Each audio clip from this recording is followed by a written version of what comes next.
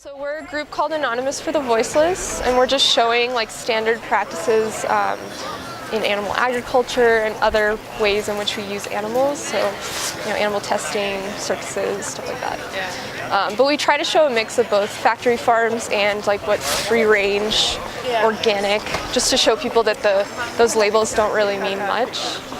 I work actually closely with me and my daughter. It's the founder of Brighter Green. You know Brighter Green? I haven't heard of that. Yeah, it's all about that. And it's like of course documentaries from China about it. Gotcha. Have you ever considered giving up animal products, going vegan? I'm nearly there. I'm a little flexible, but I'm. That's awesome.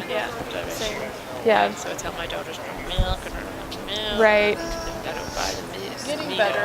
I plan on becoming vegetarian at some point. Awesome. Especially when I start living on my own, because I live with my family in California, and although it's pretty lenient, not lenient, but meat restrictive, and they have good, better conditions,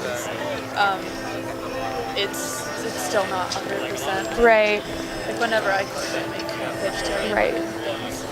Well, we are advocating for like the abolition of animal use. Yeah. So not just vegetarianism, but not using animals for products, just not viewing them as commodities, because whenever they're viewed in that way, their welfare isn't really a high priority.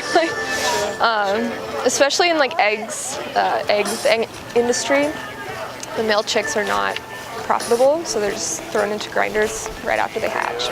The dairy industry is terrible. So yeah, vegetarianism, it's like a step in the right direction, but we're definitely advocating for just animal liberation. So giving them at least the right to be left alone and like live out their lives, rather than like breeding them into existence for our purposes. Yeah, it's hard to crime against the... Right. Especially, have you guys ever thought about how strange it is that we view certain animals like cats and dogs in one way, and then we just disregard the suffering of like, cows, pigs, chickens?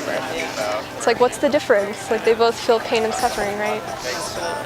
Yeah, I was just reading the other day about like people who work in the pig slaughter, that they have nightmares and the effect on the workers, and the pigs will come up and nuzzle them, right? Like a dog, and so it's like the health of the workers there. Right.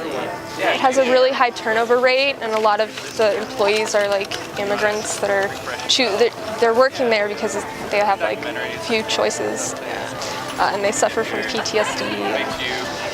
It's pretty bad, and it's all completely unnecessary.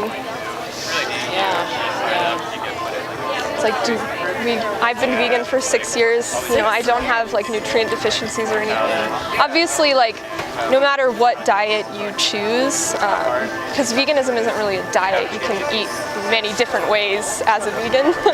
So of course, like some people claim they suffer from some sort of nutrient deficiency, but all of the nutrients that you need, protein, all that you can get from plants or non-animal sources. It's only the B12, right? I take a supplement. A lot of meat eaters, though, also need to supplement with B12, especially if you think of how B12 or where it comes from bacteria and soil, and a lot of the soil is depleted, and they actually feed farmed animals B12 supplements because they're not getting that natural B12 from the soil. So it's like you're funneling it through the animal. It's kind of,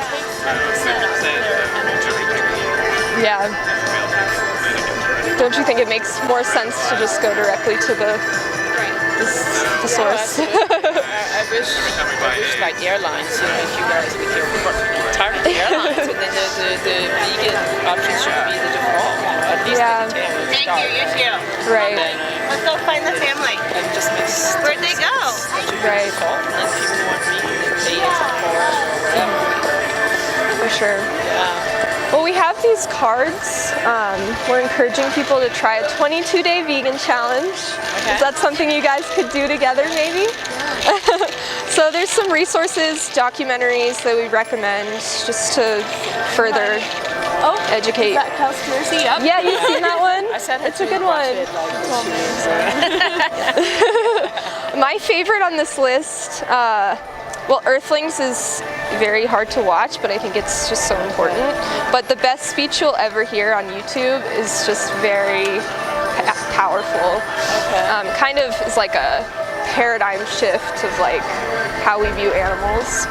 So that's the one I would watch first. Okay.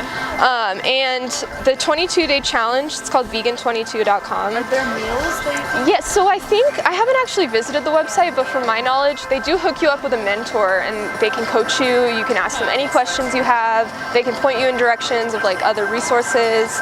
And based on your area, like maybe they could tell you like restaurants. I'm not positive, but and it's just a 22-day challenge. So they say that it takes 21 days to break a habit, so that's why it's 22 days. But yeah. No, I can do it. I'm almost Awesome. there. Awesome. I just need to. I live in the Netherlands and Gotcha. this amazing cheese. It's really hard. I Yeah. make my own nut milks and things That's like awesome. That, so. Yeah, well, thank you so much, you guys. Okay, good You guys have a great rest of your night. Yo, how when me eat them, I wonder when me eat. When me tell them say me no eat no fish, nah, no meat now. How when me eat them, I wonder when me yam. When me tell them say that I'm a vegan, man. How when me eat them, I wonder when me eat. When me tell them say me no eat no fish, nah, no meat now.